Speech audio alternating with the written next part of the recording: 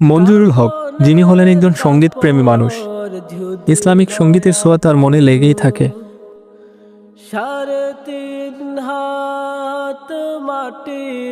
মঞ্জুরুল হক একজন ইসলামী সঙ্গীত শিল্পী এবং সঙ্গীতের লেখক ও সুরকার। ব্যক্তিজীবনে মঞ্জুরুল হক সৎ এবং সরল মনের একজন মানুষ। অহংকার করা তিনি একদমই পছন্দ করেন না। তিনি তার পরিশ্রমের উপার্জন দিয়ে তার বাবাকে হজ পালন করিয়েছেন। এক সময় মঞ্জুরুল হক অনেক খোঁজাখুঁজির পরে একটি ফুড পয়েন্টে চাকরি পায়, মাত্র 2000 টাকা বেতনে। সেই টাকা দিয়ে তিনি বিএমএ পরীক্ষাও দিয়ে থাকেন। এই পর্যন্ত মঞ্জুরুল হকের নিজের লেখা সুর করা বেশ কয়েকটি ইসলামী সঙ্গীত বের হয়েছে। তার মধ্যে কাফনি আপন, মন মানে না, প্রভু ওগো, মদিনার মাটি ইত্যাদি।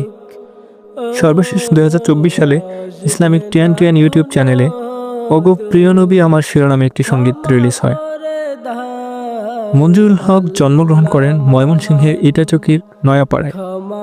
মঞ্জুরুল হকের শিক্ষা জীবন 2022 সালে তিনি এসএসসি পাশ করেন। ছোটবেলা থেকেই লেখালেখি নিয়ে তার স্বপ্ন ছিল। কবিতা, উপন্যাস, সঙ্গীত লেখাতেই তার বেশি আগ্রহ ছিল। মঞ্জুরুল হকের জন্য আপনারা দোয়া করবেন, তিনি যেন বড় লেখক এবং ইসলামী সঙ্গীত শিল্পী হিসেবে পরিচিতি পায়। ভালো থাকবেন, সুস্থ থাকবেন সকলে। আসসালামু আলাইকুম। ক্ষমা করো আমাকে।